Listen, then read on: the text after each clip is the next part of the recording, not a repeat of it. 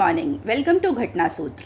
मैं हूँ दृष्टि जैन और आज हम करेंगे 8 जुलाई 2025 के current affairs both prelims as well as mains perspective से जो आज के न्यूज़पेपर में आए हुए हैं।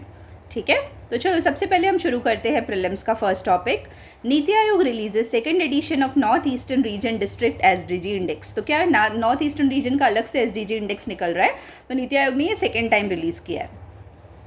NITI Aayog in collaboration with किसके साथ, नीति आयोग और डोनर जो मिनिस्ट्री है ना, development of north eastern reason वाली मिनिस्ट्री, उसके साथ मिलकर और टेक्निकल सपोर्ट मिला है यूएनडीपी से। तो सेकेंड एडिशन लॉन्च किया है north eastern reason district SDG index for 23-24 और 121 डिस्ट्रिक्ट्स हैं इसमें अक्रॉस 8 नॉर्थ ईस्टर्न स्टेट्स। ठीक है, की हाईलाइट्स क्या है कि रेंज, ये जो इसका कंपोजिट स्कोर है वो रेंज कर रहा है 58.71, जो कहाँ का है, लॉजिंग अरुणाचल प्रदेश का, और हाईएस्ट है 81.43 जो मिजोरम के हानथियाल डिस्ट्रिक्ट का है। ठीक है, 85% ऑफ द डिस्ट्रिक्ट के जो रीजन में है वो have increase their composite SDG scores पिछले एडिशन के कंपैरिजन में। नेक्स्ट है all districts of Mizoram, Sikkim, Tripura have reached front runner status, have achieve front runner, जो अच्छा वाला स्टेटस होता है ना, वो इन्होंने अचीव कर लिया है। फिर नागालैंड के 3 district are in the top 10 performers indicating significant progress. अब एसडीजी 3 अपन जो हेल्थ पढ़ते हैं ना, good health and wellbeing, saw improved score in 93 districts. SDG the index contributes to India's vision of Viksit Bharat 2047। अब की फैक्ट्स देखते हैं इसमें। तो फर्स्ट एडिशन जो था north eastern reason district SDG index का, वो 2021 में लॉन्च हुआ था। ठीक है, 26 अगस्त को निकाला गया था। जो मिजोरम का हनाथियल डिस्ट्रिक्ट है ना, उसने 81.43 स्कोर किया, जो अभी हमने ऊपर देखा, और लॉजिंग ने 58.71, जो अरुणाचल प्रदेश का डिस्ट्रिक्ट है। फिर Astha Lakshmi, Ashtalakshmi, sorry it is Ashta, इसको हिंदी में लिखेंगे तो अष्ट, अष्ट मीन्स 8। ठीक है, 8 नॉर्थ ईस्टर्न स्टेट्स के लिए बोला गया है। तो Ashtalakshmi is used by prime minister to describe the 8 north eastern region, emphasising cultural and economic significance. फिर नेक्स्ट है SDG India index 2023 ranked India's overall SDG score at 66 out of 100। ठीक है, फिर एस्पिरेशनल डिस्ट्रिक्ट प्रोग्राम लॉन्च किया गया था 2018 में, जो इसके रिलेवेंट है, पीएम मोदी ने रिलीज़ किया था, और इसमें कन्वर्जेंस ऑफ स्कीम्स की बात करती है, 3G, कन्वर्जेंस, कोलैबोरेशन और कंपटीशन। ठीक है, 3 चीज़ों की बात करते हैं। फिर हम नेक्स्ट टॉपिक में आते हैं।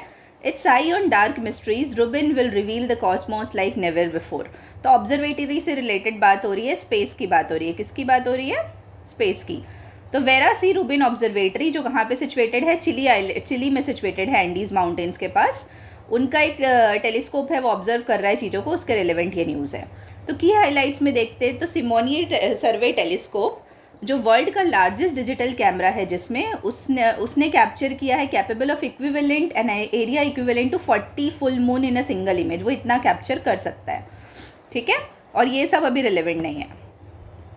हम सीधे आते हैं ये की फैक्ट्स में। तो वेरा रुबिन जो है, ये पायोनियरिंग विमेन है, विमेन एस्ट्रोफिजिसिस्ट है। ठीक है, जो डार्क मैटर के लिए उन्होंने पहला एविडेंस दिया था। फिर इंडिया का रोल देखो, ये इसके ऊपर वाला पॉइंट, डार्क मैटर और डार्क एनर्जी, ये इंपॉर्टेंट है। ये दोनों मिलकर 95% ऑफ द यूनिवर्स बनाते हैं। ठीक है, लेकिन लार्जली अननोन रहते हैं। फिर इंडिया का रोल एस्ट्रोनॉमी में देखेंगे तो इंडिया क्या क्या चीज़ों में इंटरनेशनल प्रोजेक्ट में पार्टिसिपेट कर रहा है। तो TMT है, 30 मीटर टेलीस्कोप है, और SKA है, स्क्वायर किलोमीटर एरे। कौन कौन सा? TMT and square kilometre array. फिर 30 मीटर टेलीस्कोप है, ये नेक्स्ट जनरेशन 30 मीटर का वो है, सेगमेंटेड मिरर ऑब्जर्वेटरी है इसमें। ठीक है, तो ये ध्यान रखिएगा, TMT और SKA। फिर जो स्क्वायर किलोमीटर एरे है ना, ये ग्लोबल रेडियो, कौन सी वेव्स यूज़ होती है इसमें? रेडियो एस्ट्रोनॉमी प्रोजेक्ट है, aiming to build the world's largest radio telescope in the world. India is a participating member. ठीक है, फिर नेक्स्ट हम देखते हैं all about the UAE's new golden visa scheme for Indians. तो न्यू गोल्डन वीज़ा स्कीम आई है Indians के लिए। पहले देखो UAE का लोकेशन देख लो, यहीं पे ना, ये जो अभी अपन हॉर्मुज पढ़े थे ना, वो यहीं पे था। कौन सा? Straight of Hormuz. ठीक है, यहाँ से ऑयल सप्लाई होता है मेजरली। तो देखो यहाँ पे बहरेन है, छोटा सा आइलैंड, फिर कतार, फिर उसके बाद अब यूनाइटेड अरब एमिरेट्स, फिर उसके बाद ओमान, और इधर सऊदी अरेबिया। ठीक है, तो उसमें देखते हैं अब, और ये पर्शियन गल्फ वाला रीजन है। ठीक है, देखो लिखा हुआ है ना, Persian gulf. United Arab Emirates has introduced a new life time golden visa scheme. तो कौन सा scheme? Golden visa scheme. Directly पूछ सकता है कि गोल्डन वीज़ा स्कीम कौन सी कंट्री का है, तो it is of United Arab Emirates. For the residents of India and Bangladesh, कहाँ के लिए? इंडिया और बांग्लादेश के लोगों के लिए. Eliminating the earlier condition of heavy investments. Under the new nomination-based program, individuals can receive UAE Golden Visa for life, paying a fee of AED 100,000 2.23.3 lakh rupees का. ठीक है, तो ये क्या लाइफ टाइम रेसिडेंसी मिल जाएगी यूएई में, और प्रीवियस जो 5 से 10 साल की लिमिट थी वो हट जाएगी. अब की हाईलाइट्स की बात करते हैं तो गोल्डन वीज़ा रेसिडेंसी अलाउ करता है क्या क्या फैमिलीज़ के लिए live, work and study in the country. फिर एलिजिबिलिटी किसके किसके लिए? पब्लिक इन्वेस्टर्स के लिए, रियल एस्टेट इन्वेस्टर्स के लिए, एंटरप्रेन्योर्स के लिए और एमिनेंट पर्सनस के लिए. ठीक है, और ये किसके असिस्टेंस से किया जा रहा है? रयाद ग्रुप कंसल्टेंसी के. अब गोल्डन वीज़ा क्या है? इन्वेस्टमेंट बेस्ड रेसिडेंसी प्रोग्राम है, ये ध्यान रखिएगा. UAE federal authority for identity and citizenship, customs and port security administer करेगा गोल्डन वीज़ा की स्कीम को. अब यूएई में क्या है? इंडियन डायस्पोरा बहुत ज़्यादा सिग्निफिकेंट है. ओवर 3.5 मिलियन पीपल लोग रहते हैं 2023 MEA के रिपोर्ट के हिसाब से. बहुत ज़्यादा होता है ये, 3.5 मिलियन लोग. ठीक है, उसके बाद आते हैं हम next topic is implementation of QCO for cotton bales postpone date to 2026. तो QCO हम देखेंगे क्या होता है, और कॉटन बेल्स मतलब जो कॉटन के धागे होते हैं ना उससे रिलेवेंट है. तो Bureau of Indian Standards BIS ने अमेंड किया है cotton bales quality control order 2023, लेकिन उसके इम्प्लीमेंटेशन को पोस्टपोन किया है फ्रॉम अगस्त 2024 टू अगस्त 27, 2026. तो अब वो कब से इम्प्लीमेंट होगा? 2026 अगस्त से. The decision came after industry feedback primarily from textile sector. तो टेक्सटाइल सेक्टर से जो फीडबैक आया था उसके बेसिस पे ये वो लिया गया है डिसीजन. की हाईलाइट्स देखते हैं तो इंडस्ट्री कंसर्न्स क्या क्या है कि BIS specification for cotton bales lack contamination norms. ठीक है, और इंडियन इंडस्ट्री इंपोर्ट करती है high quality cotton with low contamination from abroad. उसके बाद है कि cotton from several countries won't qualify for BIS stamp leading to supply chain disruptions. तो यहाँ पे ना इसमें क्या बोल रहा है कि जो भी नए नॉर्म्स आए हैं ना उसमें कंटामिनेशन नॉर्म्स नहीं है, लेकिन हम जो बाहर से हाई क्वालिटी इंपोर्ट करते हैं ना उसमें लो कंटामिनेशन होता है अब्रॉड से, फिर वो क्वालिफाई नहीं करेगा. ठीक है, foreign garment brand now nominate suppliers in India sources cotton from such nominated sources many of which do not have BIS registration. तो बहुत सारे लोगों के पास BIS रजिस्ट्रेशन नहीं है. अब BIS क्या है? एक स्टैट्यूटरी बॉडी है ministry of consumer affairs, food and public distribution के अंदर. ये ध्यान रखिएगा, मिनिस्ट्री आप गलत कर सकते हो, पॉसिबिलिटी है ये गलत करने की. हेडक्वार्टर कहाँ है? न्यू दिल्ली में है. और ये फंक्शन क्या है इसका? Standardisation, marking and quality certification. India is one of the largest producer and exporters of cotton, but contamination in domestic cotton remains a concern. ठीक है, फिर QCO की बात करते हैं तो quality control order issued under BIS act 2016 to ensure minimum quality and safety standards. अब both imports के पे भी अप्लाई होता है और डोमेस्टिक चीज़ों पे भी होता है. फिर Indian textile industry is a major consumer of cotton, contributing about 2% to the India's GDP and employing millions. I hope ये क्लियर होगा. फिर next is MSC ELSA 3. Kerala seeks 9,531 crore as compensation for marine pollution. तो Kerala government ने ना admiralty suit file किया है. ठीक है, हाई कोर्ट में किसके अगेंस्ट? MSC Ekitia 2 जो MSC शिपिंग कंपनी की है, सीकिंग 9,531 करोड़ इन कंपनसेशन मरीन पोल्यूशन के लिए, और लोगों की जो लाइवलीहुड लॉस हुआ है उस पर.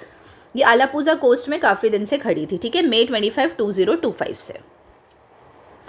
फिर देखते हैं हम की हाईलाइट्स. तो टोटल कंपनसेशन डिमांडेड 9,531 करोड़, और इकोलॉजिकल डैमेज क्या है? 61 containers and 60 tons of plastic nurdles washed एशोर.